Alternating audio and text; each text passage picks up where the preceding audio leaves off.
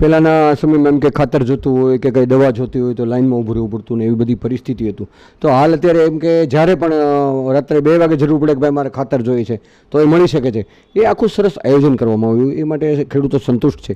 પણ ખેડૂતોની અલગ અલગ નવી માગણીઓ હોય છે કે ભાઈ મારે તલ વાવવા માટે કયું બિયારણ વાવવું જોઈએ, કઈ દવા વાપરવી જોઈએ, કે એનું માર્ગદર્શન સેમિનાર થવું જોઈએ ખેડૂતો માટેનું કે ભાઈ આવી રીતે વાવણી કરો તો તમને આવો પાક મળે. તો એવું આપણે કાંઈ મને આવતા દિવસમાં કાંઈ વિચારેલું હોય કે આવતા દિવસમાં વિકાસવંતો અમરેલી બનાવવા માટે, લીલીછમ બનાવવા માટેનું અમરેલી, મારું અમરેલી, અમારું અમરેલી, જે અમરેલીનું જે હેત પ્રેમ છે કે મેરી મિટ્ટી મેરા અમરેલી, તો એના માટે આપ કાંઈ મને વિચારી રહ્યા છો કે ભાઈ હજી ક્યાંક ખેડૂતોને સારું મળી શકે અને એના ખેતીમાં ખૂબ સારો વિકાસ કરી શકે અને આ ખેતી પ્રધાન જેને કહેવાય કે ખેતી પ્રધાન જિલ્લો અમરેલી કહેવાય, તો આપ શું કહેશો?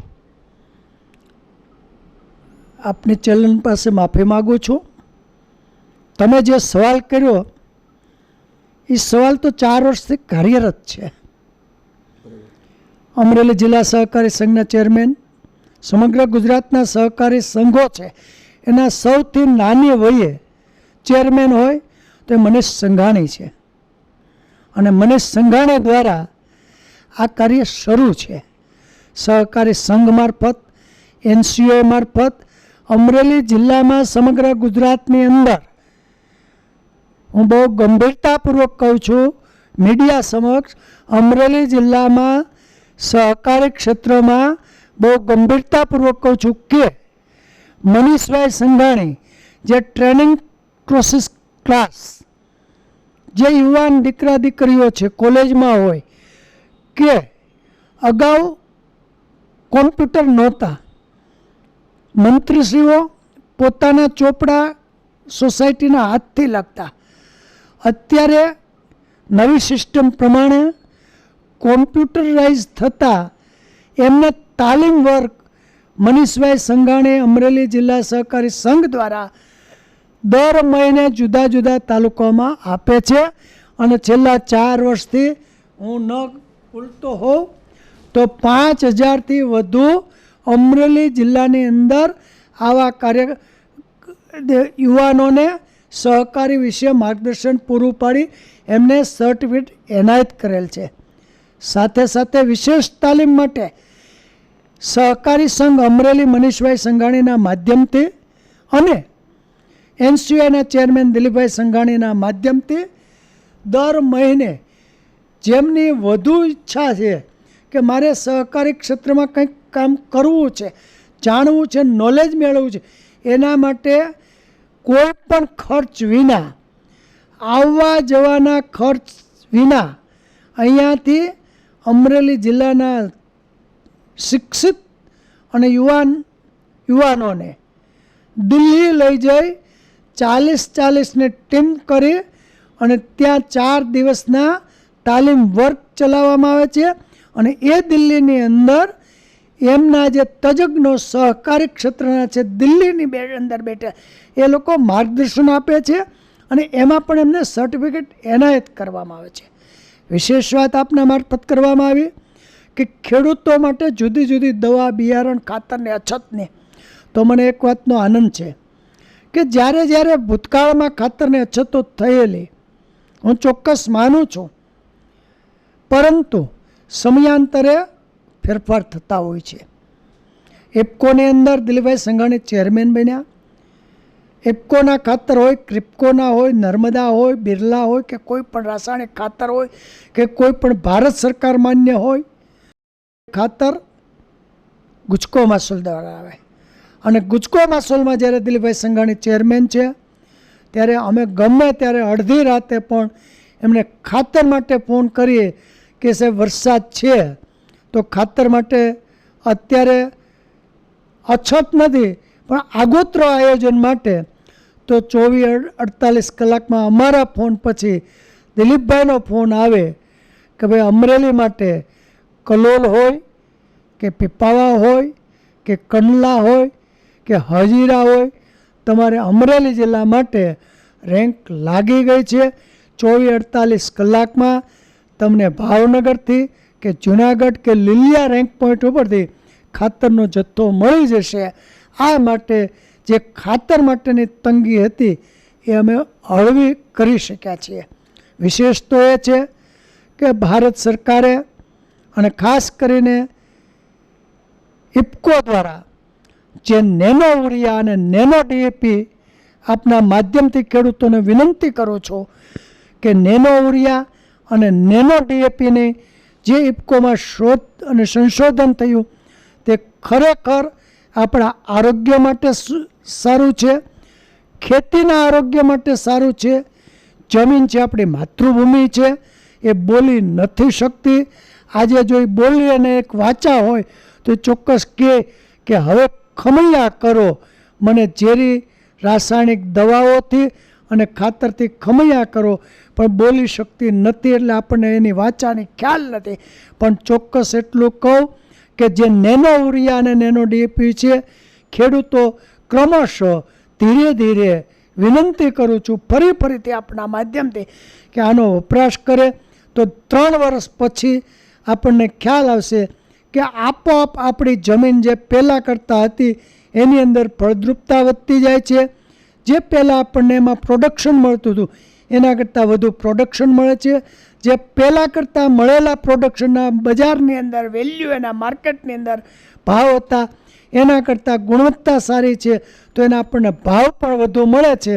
તો ફરીથી હું મારા ખેડૂત મિત્રોને, મારા વડીલોને, યુવા દોસ્તોને ખાસ વિનંતી કરું છું કે આપ સર્વ ધીરે ધીરે નેનો યુરિયા તરફ આપણા આરોગ્ય માટે આગળ વધો, એટલે હું વિનંતી પણ કરું છું. બિલકુલ. ખાસ કરીને અમરેલી જિલ્લાના ખેડૂતોને સતત માનો ને એને કંઈક નવું વાવેતર કરવું હોય કે પછી માનો એમાં દાર કરવો હોય કે પછી એને ગાય ભેંસ લેવી હોય કે પછી એને કૂવો ગળાવવો હોય કે પછી જે મધ્ય સહકારી બેંકને અમરેલી જિલ્લાના ખેડૂતોને માટે મદદ માટે ઊભી છે કે ભાઈ માનો એને લોન ભરી શકે ને તો એ રિન્યૂ કરવા માટેના એની પ્રોસેસ, પછી લોન કરવા માટેના જે કાગળો, પછી ઓછું વ્યાજ, પછી જેને કહેવાય કે લોનનું જે સિચ્યુએશન છે કે તાત્કાલિક લોન મળવી કે તાત્કાલિક લોન ભરીને આ જે બધી પરિસ્થિતિ કરી છે ને 72 બ્રાન્ચ માનનીય દિલીપભાઈ સંઘાણીએ અમરેલી જિલ્લામાં વ્યવસ્થા કરી છે કે ભાઈ દર 8 કિલોમીટરે મારી બેંક હોવી જોઈએ. સતત એક ખેડૂતની ચિંતા કરે છે, અમરેલી શહેરની ચિંતા કરે છે, અમરેલી જિલ્લાના નાગરિકોની ચિંતા કરે છે. તો આજે બેન્કિંગ ક્ષેત્ર અમરેલી જિલ્લામાં અત્યારે મધ્ય સહકારી બેંક ચાલી રહી છે. તો એ વિશે આપનું શું હૃદય છે, શું આપનું કહેવાનું છે કે આજનો ખેડૂતને એક ખોખારો ખાઈને આવે કે મારે 50 લાખની લોન જોઈ છે, મારે 10 લાખની લોન જોઈ છે, મારે 2 લાખની લોન જોઈ છે, તો એ મળવા માટે સતત પોઝિટિવ હાલે છે મધ્ય સહકારી બેંક, તો એ શું છે? સમયાંતરે ભૂતકાળ યાદ કરવો પડે. એમ્બેસેડર પહેલાં હતી, એમ્બેસેડરે સમયાંતરે સુધારા વધારા ન કર્યા તો આજે એ બંધ થઈ ગઈ. પહેલાં રાજદૂત હતી, એ કંપનીએ પણ જો સુધારા ન કર્યા તો આજે રાજદૂત માર્કેટમાં તે નથી. એવી જ રીતે સમયાંતરે ભારત સરકારે સહકારી કોઓપરેટિવને વધુ મજબૂત કરવા માટે જે સહકાર મંત્રાલય અલગ બનાવ્યું છે એ આ હેતુ માટે અલગ બનાવવામાં આવ્યું છે. અગાઉની બ્રાન્ચો હતી, દિલીપભાઈ સંઘાણી બેંકમાં ચેરમેન બન્યા, 22 બ્રાન્ચો હતી, 72 બ્રાન્ચો થઈ. દર 5 થી 6 કિલોમીટરે ખેડૂતોને સરળતા મળે, ધિરાણ મળી રહે એવા શુભ હેતુ તો એમનું કેસીસી હોય, મધ્યમ મુદત હોય કે ઘર માટેની લોન હોય કે કોઈ પણ પ્રકારની લોન હોય તો એ સરળતાથી મળે એ માટે દિલીપભાઈના પ્રયત્નો રહ્યા છે. વાત રહી કોઓપરેટિવમાં લોન માટેની, આજે તમને એટલું કહું, ખેડૂતો, હું ટીકા ટિપ્પણીમાં ક્યાંય પડતો નથી, પણ એટલું ચોક્કસ કહું કે ખેડૂતોને જે લોન 10 લાખ, 15 લાખ, 25 લાખ સહકારી બેન્કોમાં મેળવવામાં જે સરળતા પડે છે એ અન્ય બેન્કોમાં પડતી નથી. એ સહકારી ક્ષેત્રને હિસાબે હું નથી કહેતો, પણ ખેડૂતો પોતે પોતાના જે ઓટલા પરિષદમાં બેઠા ચર્ચા કરતા હોય કે સહકારી બેન્કોમાં જે સરળતા છે એ અન્ય બેન્કોમાં નથી, એના ભાગરૂપે આ વાત ધીરે ધીરે પવન સાથે, હું એવું માનું છું, મારો પર્સનલ મત છે કે ભારત સરકાર માનનીય વડાપ્રધાન શ્રી મોદી સાહેબના ધ્યાન ઉપર આવતા અલગથી સહકાર મંત્રાલય બનાવી એને વધુ પ્રમોટ કરી અને લોકહિતના કાર્યો કરવા માટે આ ઉદાહરણ હોઈ શકે. બિલકુલ. વિશેષ માનોને આપ કાંઈ સંદેશો આપવા માગતો હોય નાગરિકોને, અમરેલી જિલ્લાના લોકોને, ગુજરાતના લોકોને, સૌરાષ્ટ્રના લોકોને, તો આપ આપી શકો છો. અને વિશેષમાં આપ કાંઈ કહેવા માગતા હોય તો કહી શકો છો. વિશેષ સંદેશો એટલો જ આપું, મારા વડીલો, યુવા દોસ્તો, માતાઓ, બહેનો, આપ બધાને મારે એક છેલ્લી એટલી જ વિનંતી છે કે ખેતી સાથે સંકળાયેલા હો, અન્ય વ્યવસાય સાથે સંકળાયેલા હો, પરંતુ સમય બદલાય છે, સમયની સાથે દરેકે તાલ મિલાવવો પડશે.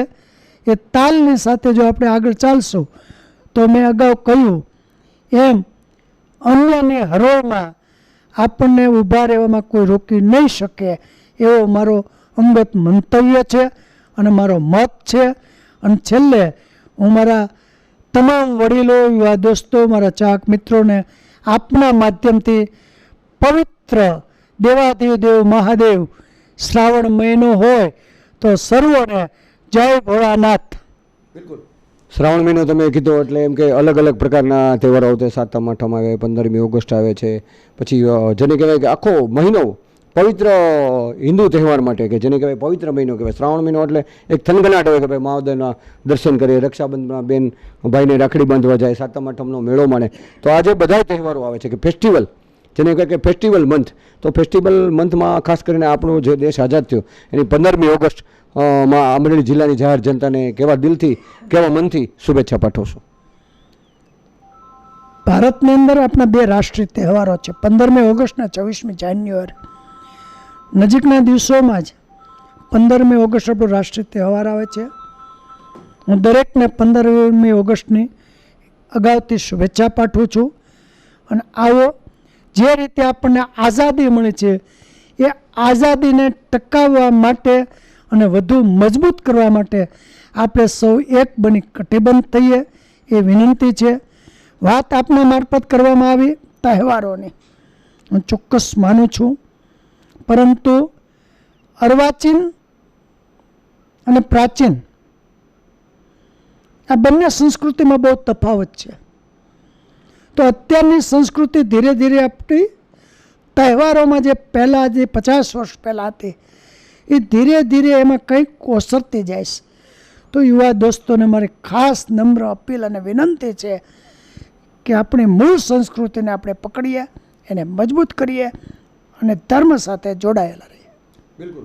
દર્શક મિત્રો, માનનીય જયંતિભાઈ પાનસુરિયા ખૂબ જ જૂના ને જાણીતા છે, જેમણે કેટલા વર્ષોથી એમ કે ભાજપ પક્ષમાં માનનીય દિલીપભાઈના માર્ગદર્શન નીચે સતત ને સતત અમરેલી જિલ્લાની જનતાની ચિંતા કરતા હોય છે, ખેડૂતોની ચિંતા કરતા હોય છે કે ભાઈ ખેડૂતોને મારે શું આપવું, એક સારી વિચારધારા, એક સારા માર્ગદર્શક નીચે કામગીરી કરી રહ્યા છે. તો એવા માનનીય શ્રી જયંતિભાઈ પાનસુરિયા અમરેલી જિલ્લાની જાહેર જનતાને 15મી ઓગસ્ટ તેમજ સાતમ આઠમ, રક્ષાબંધન દરેક તહેવારોની શુભેચ્છા પાઠવી રહ્યા છે. એમ્બલ ટીવી ન્યૂઝ, મનોજ સેદાણી, અમરેલી.